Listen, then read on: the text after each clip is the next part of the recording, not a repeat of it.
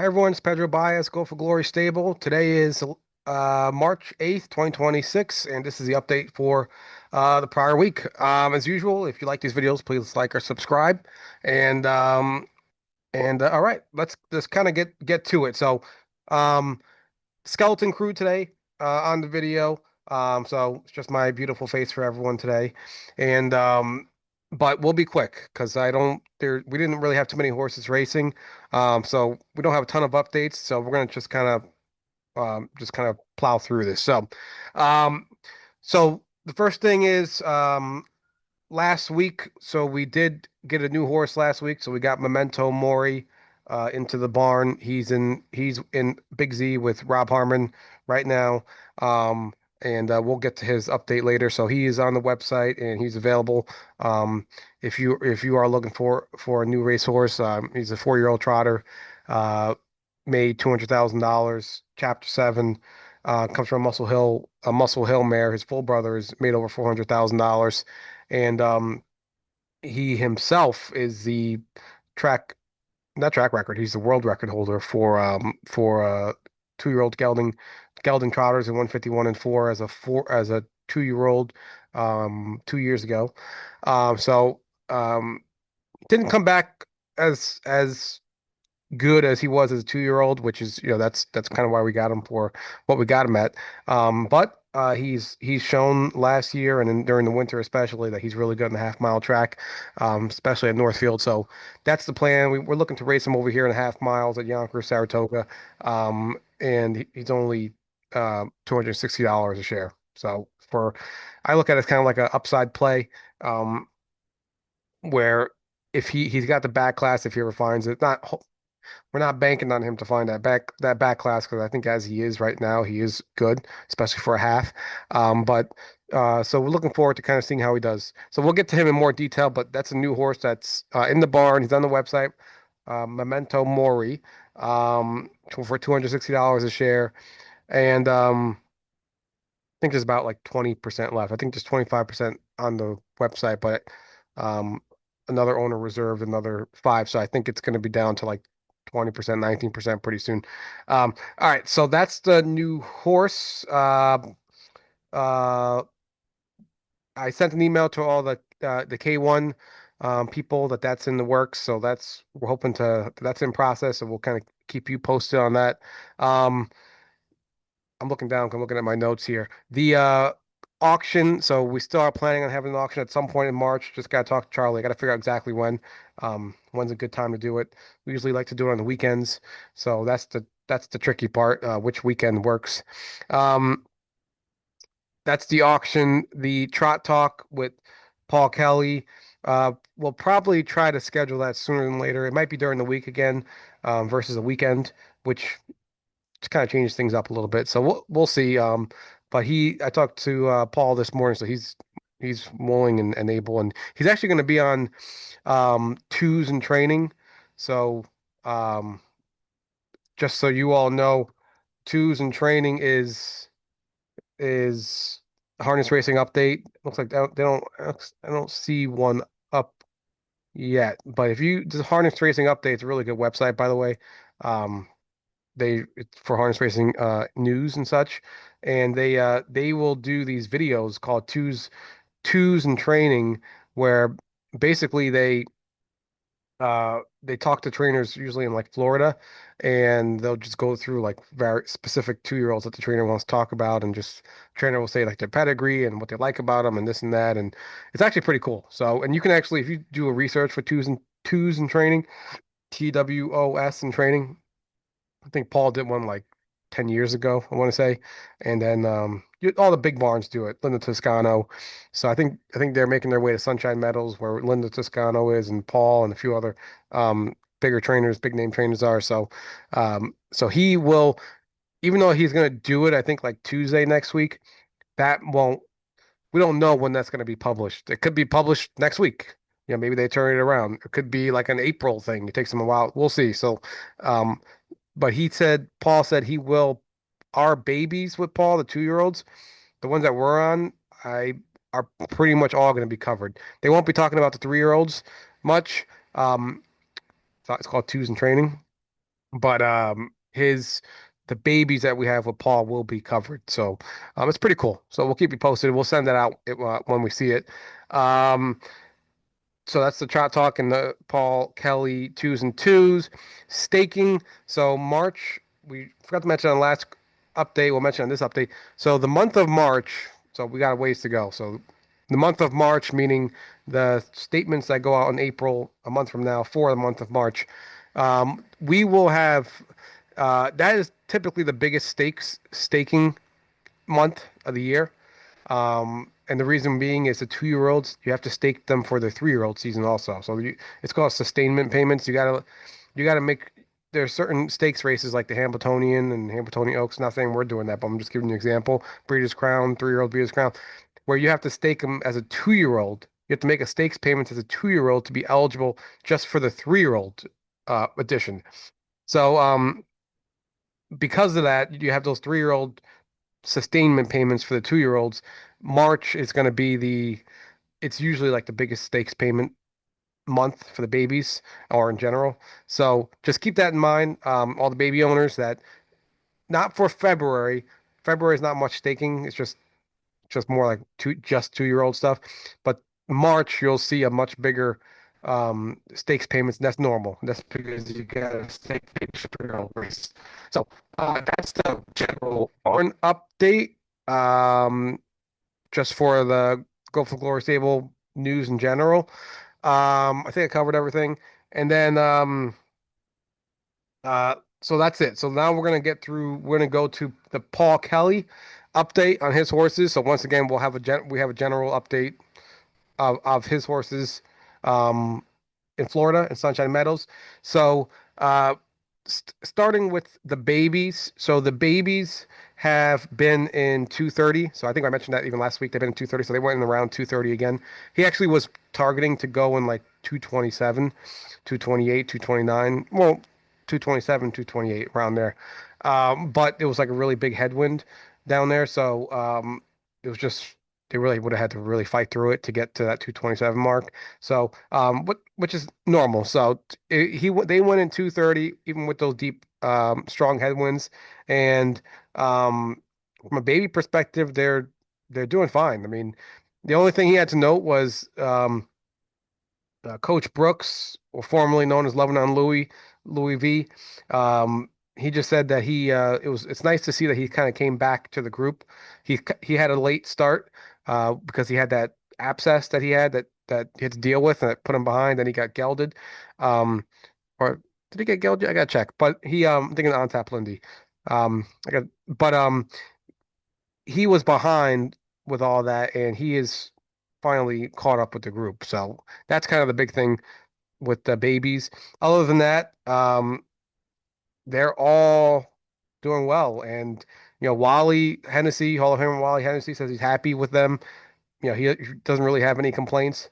And yeah, it's I don't want you don't want to jinx it. It's March 8th, but they're moving along and they're doing well. And they even though they did 230-ish, they came home pretty hard. They meaning they came home in like 36 seconds. So, which is, you're like, oh, 36, that's not a lot. I'm expecting 28. Yeah, this time for babies, 36 is a lot, especially in this time of year in March. So they were motoring home, and all trotting and, not breaking or anything. And that's a very good sign. So babies moving along, doing well. And that's really the main thing with the babies with Paul Kelley. Moving on to Paul Kelly's older horses, 3-year-olds. So not Money Man, Geologic, uh, who else does he have? The older horses, Geologic, Corner Store. Although we don't have Corner Store. Second Chapter and Adios My Lindy. Those, uh, for the first time last week, I think yesterday, might have been yesterday, they trained on the mile track. So they went in around 211 on the mile track. So the 3-year-olds went in 211 on the mile track. And they actually came home like so they went 211 on the mile track, but the back half was like almost a minute, which is really fast. It was like a minute and one or a minute. So and it was actually a really strong back half. So you don't really see, so this is a so the just to remind you all, the 3-year-olds have been on the straight track just doing like wind sprints basically. So basically they just do sprints up and down the quarter mile straight track. Um, and it's a quarter mile, so they just do like 5 intervals, which is like a half mile. Front and back is half mile. So they've been doing that kind of like wind sprints up and down that straight track. So put them on the mile track today. They went really fast in 2:11, and with a mile, about a minute or a minute and one back half, and the last quarter was like it was like 30. It was pretty low. It was like 33. It was like a low number. It was a pretty low number that they were flying, like 32, 33 that they were flying. And Paul said it was impressive. And Paul said there are people in Sunshine Meadows, people sit in the deck over there, down there, and they kind of watch the owners come in. They sit in like this like deck with like lawn chairs, and they kind of watch their horses race and watch the horses train. And that's the first time they saw Paul's older horses, because it's just remember the babies for Paul are on the main track. The older horses had been only like in the back of the training center, like on the straight track where nobody could see them. So this is the first time like people at Sunshine Meadows saw Paul's older horses, and Paul says he thought they were surprised, like who are these horses? Like where in the world, where did these horses come from? Because Paul said Geologic was a beast in that he was just a complete beast. You know, just wanting to go. So he was at the head of that group, just setting the pace, and he wanted to go. Um, and Adios was right there, and who's the other one? Corner Store was right there, and but Corner Store is, I think she is a track record holder at Massachusetts, so I mean she's excellent. Um, and then second chapter was right there. He was about a length and a half behind or so, but he was still there with the group, so he wasn't that far off. And I asked Paul specifically about second chapter. I was like, how did he do? And Gary Mosher, who was driving second chapter, he said he was like, yeah, he was like he was good, you know. Um, he wasn't like Geologic, all the way at the front ripping Paul's hands off, setting the pace there.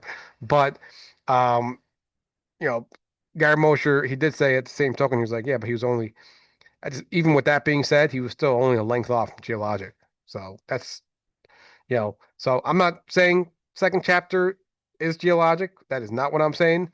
But what I'm saying is that Paul just said, and he told Gary Moshe, he said, just keep in mind that second chapter, the most he went last year was 201. He was trained down to 201, and that was the most he went. He never, whereas Geologic was going to 55 at Plain Ridge. So Geologic had way more bigger miles last year than second chapter ever has. So he's behind in that regard. So not saying he's going to be Geologic, not saying that at all, but he is keeping up with that group of Corner Store, Adios, and Geologic. He's keeping up with them, and those are all three really good horses. I asked about Adios. Paul said the big thing with her is just finding the trainer, the driver. Just gotta make sure she got a driver who kind of understands how she needs to be driven. But she's been coming along. She's been minding her manners while he's been driving her. She's been minding her manners and doing great. And so that's the story with her. And then Geologic, he's just been a beast all winter. So we're just hoping he keeps kind of moving along. And he uh the last thing about those is Geologic is still being looked at for the Oak Grove Trotting Derby in Kentucky in May, and Adios for the Philly version as well. So that is the story. That's Paul Kelley update for his horses. Let's jump into Rob's horses. So, Rob's horses, the first one is Beaueastel, and Beaueastel he is doing well, and he is on track to qualify on Wednesday. So the draw I think is Tuesday, and so Beaueastel will qualify on Wednesday in 4 days from now. So it'd be good to get him back on the track at Poconos. He'll be qualifying at Poconos. Um, let's talk about Betelgeuse Blue Chip. He's doing well. He went in 243 on Friday. Uh, still in the mud on the half-mile track, 5 wide, which is really good. So Rob's happy with him, and so he's doing fine. Uh, Enola, she just had a routine break last week. She's in the box tomorrow for Friday at Yonkers. So let's just hope we get an inside draw for once.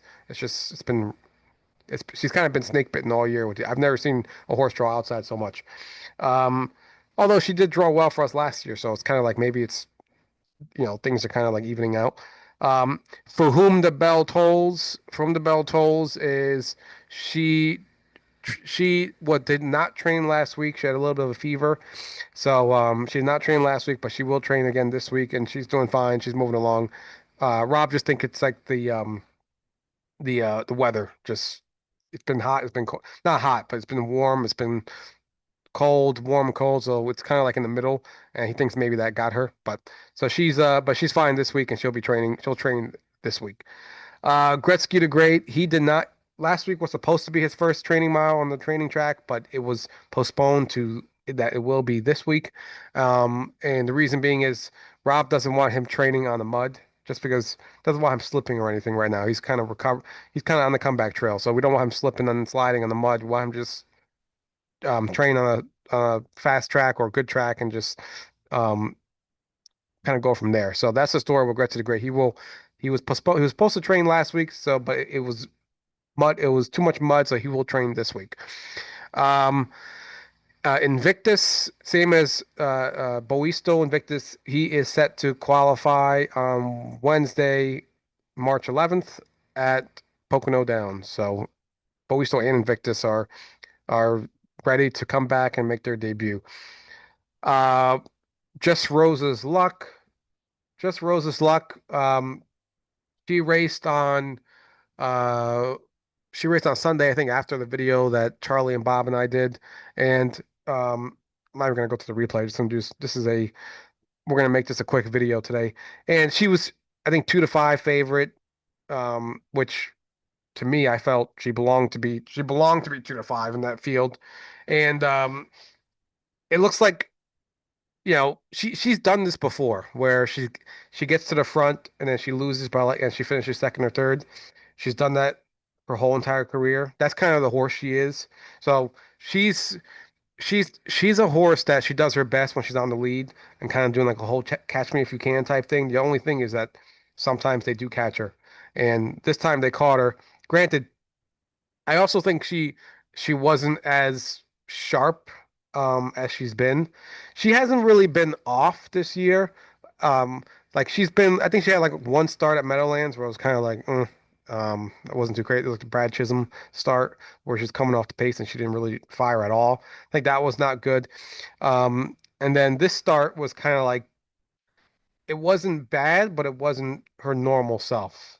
It was kind of like it was kind of like it's just like a little bit below what she normally does. And so, um, Rob said he said she's an interesting horse. She's not sick or anything, and structurally she's fine and stuff. It's just she's kind of she's kind of been like in a weird little spot where she's um she's kind of like finding her rhythm, I guess you can say, where she's not going firing 150%, every single race. Like last race where at Saratoga, you would have thought that she would have been able to hold them off at the end. I thought the second quarter when she went in like 30 seconds, I was kind of like, like she usually goes like 29 seconds second quarter. So we'll see. Her plan is we just want to get as much purses as we can right now for the month of March. So her plan is she's at Monticello tomorrow.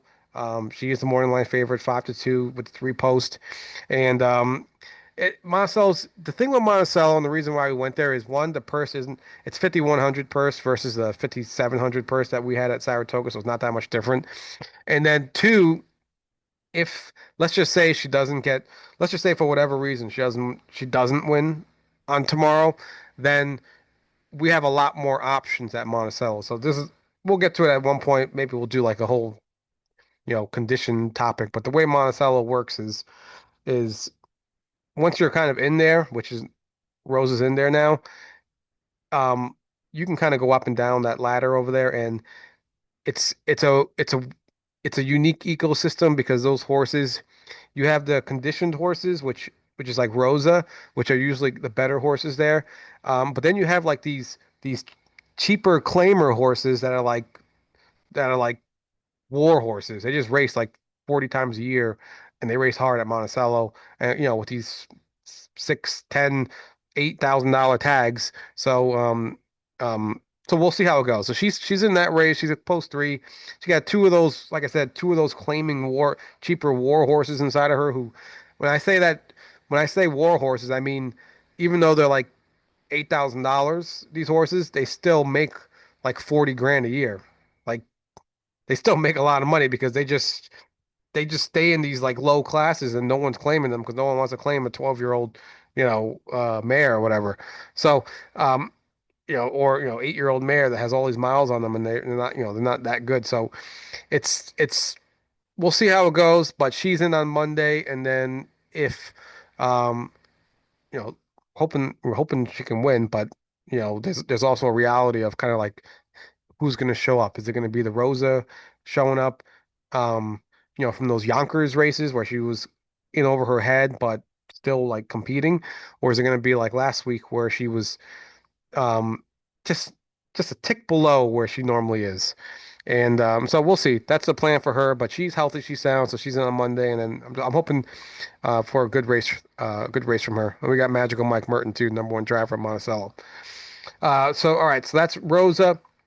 And Rosa, one last thing with Rosa is um we're just gonna be aggressive with her. So what I mean by that is we're gonna be aggressive with her going forward as far as um earning purses. She has to earn purses, so we're gonna race her wherever she can earn purses, as much purses as she can until she finds her form, and then hopefully she can find her form, and then we can kind of get her into some um better claiming races for, whether it be Yonkers or somewhere else, Plain Ridge, when it opens in a month, um, just so we can make sure she's at least covering her. We need her to at least cover her bills. So that's the story with Rosa. So we gotta and classify her aggressively, race her aggressively, and just get her in the rhythm where she's at least covering her bills, hopefully getting us a profit, and then we can start tagging her.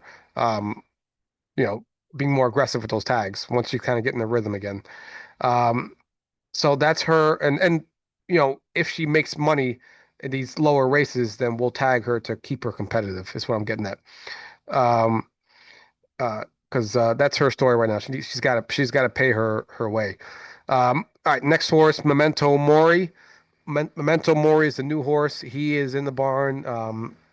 He's just been jogging. He's going to do his first training mile, I think, on Tuesday this week.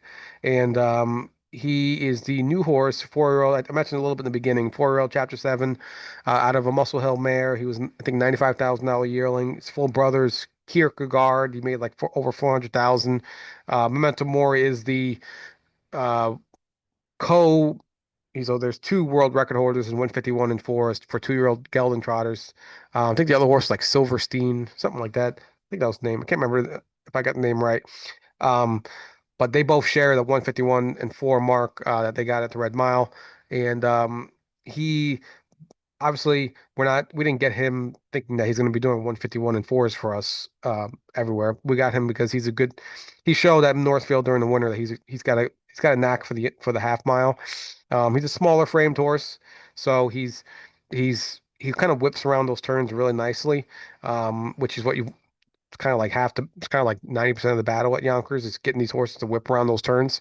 And and he's got back class. So I'm not saying, like I said, that we're hoping to find that world record back class, but he's got back class, meaning if you never know if he can kind of find some of that later on. So he's kind of like a high upside horse. We got him for $26,260 a share.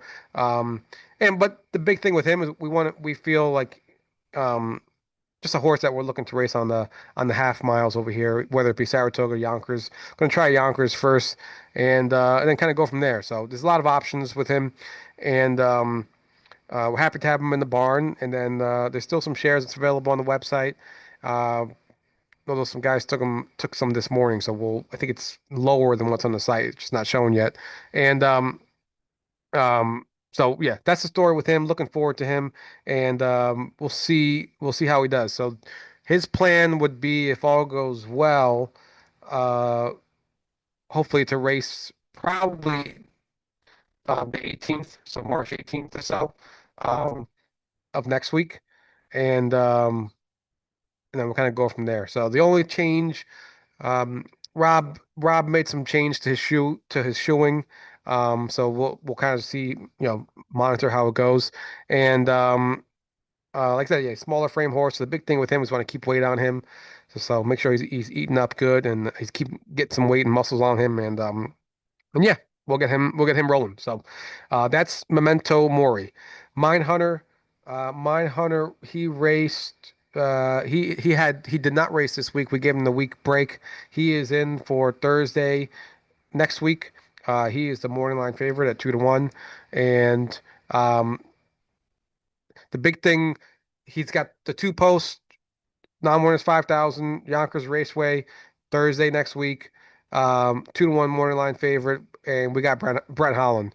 And then Rob said he talked to Brent Holland on Friday last week, and Brent was very happy. He said he told Rob that um, he's happy to race that horse again. And then he said, especially in that class. He's like, yeah, that's a great class to be racing him. So Brent Holland's ready to go with My Hunter, and he'll be in on Thursday, and we'll see how it goes. You know what I mean? Like I we just gotta hope for the best. The good thing with Brent Holland's that he knows the horse very well. So I'm actually very curious to see that race. Not nothing with Jay Randall. He did a good job up in Saratoga, but it's a little different when you got like Brent Holland, a guy like Brent Holland who was driving that horse, and he drove for us for that horse at a high level at Yonkers last year. So, we'll see what happens. So that's the story with My Hunter. He's in there on Thursday. And then Ship's Revenge.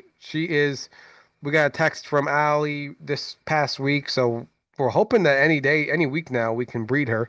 So stay tuned for Ship's Revenge. We're hoping, like I said, we're hoping that any week now that she shows signs where it's that we can get the vet over and it can get everything started, the breeding process. So that's going on as well. Um, Soho Skyfall. I'm not even going to show the replay because he finished fourth, and I was talking to Rob about it this morning, and all of us all of us were expecting more from that race. He was favorite. So the bettors were expecting more too. I think, even though he was 8-5, I think he was 8-5, he was the betting favorite. So, meaning he was in the right race. Everything was correct from that regard because all the bettors felt he was the horse to beat. He was the horse. He was the best horse in the group. And what he did the last two races, how strong he finished. I would agree with that, with that sentiment. So, Rob said he'll talk to Jay, and Jay said that whole thing where well, the first thing is the horse is healthy, so meaning there's no issues. He didn't get hurt or anything. That was my fear. I thought when Jay kind of he kind of put him to the outside and then kind of jerked him back on the inside. I thought I thought the horse might have been hurt because he didn't finish that well after that. But no, Rob said he's fine as far as that's concerned. And he just said, and Rob had him scoped, and there was no mucus. He was coughing, so with the coughing, he was kind of like, well, maybe there'll be mucus, but there wasn't any. So there's just like little pimples in the throat. So like Rob doesn't think he's sick in that regard because like usually when you're sick, you see a lot of mucus. We have blood. The blood was pulled today, so we should know either later today or tomorrow how his blood works, to see if he tied up or anything like that. Because yeah, Jay kind of said what we saw, where it's like, yeah, even after that move, there was an opportunity to follow those horses in the front, and then he kind of like ran his own pace. He didn't stay on the helmet and follow them. He kind of ran his his own pace, and then he just decided that all the horses behind him, he wasn't going to let them pass him, so he got fourth. So it was just like a weird race where he didn't show the usual fire that we've been seeing the last two races. So, but the good thing is he's not hurt as far as like anything physical. So I talked to Rob. I said, what do you think? I said, are you going to put him back in? what's your plan? Is there anything we can change?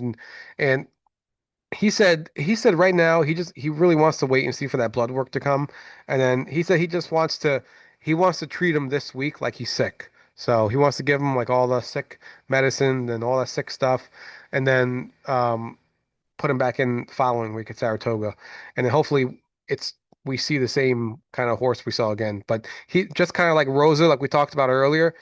This horse is a better horse than what we've seen this year because we saw it like last year how good he was.